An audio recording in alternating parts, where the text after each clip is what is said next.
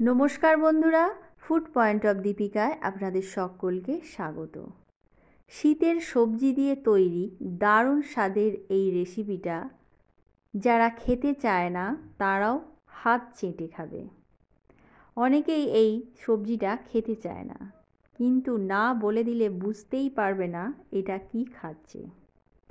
ভিডিওটা প্রথম থেকে শেষ পর্যন্ত দেখতে থাকুন। রেসিপিটা আমি কিভাবে বানাচ্ছি।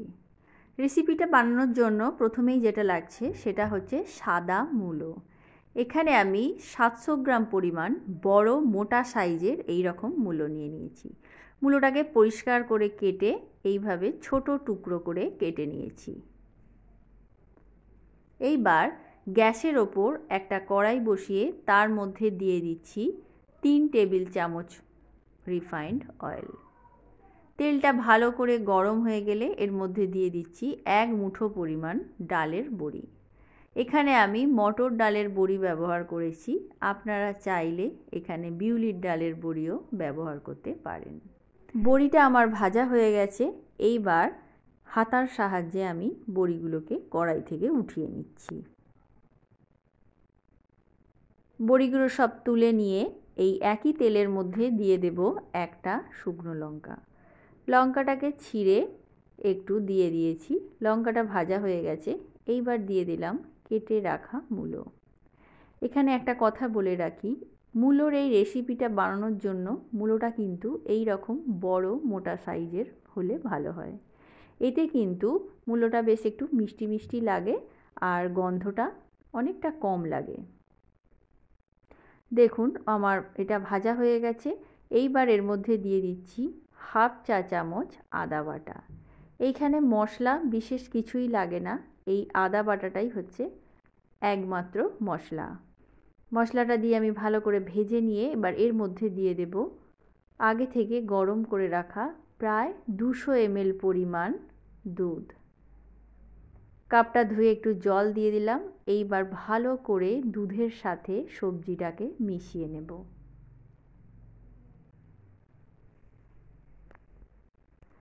এটা ভালো করে মেশানো হয়ে গেলে এর মধ্যে দিয়ে দিচ্ছি স্বাদ অনুযায়ী লবণ। লবণটা দিয়ে আরও একবার ভালো করে মিশিয়ে নিয়ে এটাকে ফোটা পর্যন্ত অপেক্ষা করব।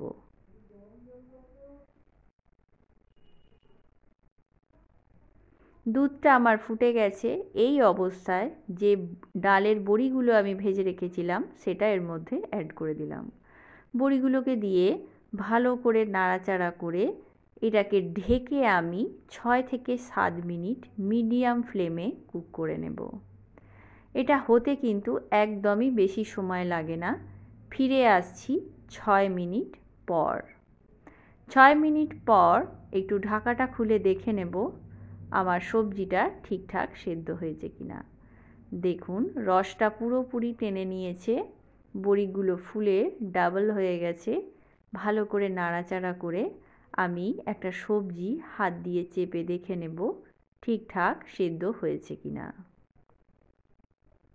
খুব সুন্দরভাবে সমস্ত সবজিটা আমার সেদ্ধ হয়ে গেছে। এইবার কয়েকটা জিনিস আমি অ্যাড করে দেব। প্রথমেই যেটা দেব সেটা হচ্ছে হাফ চামচ পরিমাণ চিনি, আর দিয়ে দিচ্ছি হাফ চামচ পরিমাণ চিলি ফ্লেক্স। ঝালের পরিমাণটা আপনারা আপনাদের পছন্দ মতো দিয়ে নেবেন। এখানে আমি একটু কমই ঝাল ব্যবহার করলাম। তো বন্ধুরা, একদম রেডি হয়ে গেল আমাদের দুর্দান্ত স্বাদের মূলোর রেসিপি। বাড়িতে অবশ্যই করে একবার ট্রাই করবেন। আর ভিডিওটা ভালো লাগলে লাইক, শেয়ার ও কমেন্ট করতে ভুলবেন না। আর আমার চ্যানেলে নতুন বন্ধু হয়ে থাকলে চ্যানেলটা সাবস্ক্রাইব করার অনুরোধ রইল। পাশে থাকা বেল আইকনটা প্রেস করে নোটিফিকেশান অল করে রাখবেন, যাতে করে আমি চ্যানেলে নতুন কোনো ভিডিও দিলে তার আপডেট আপনি পেতে পারেন। তো আজকের মতো এ পর্যন্তই।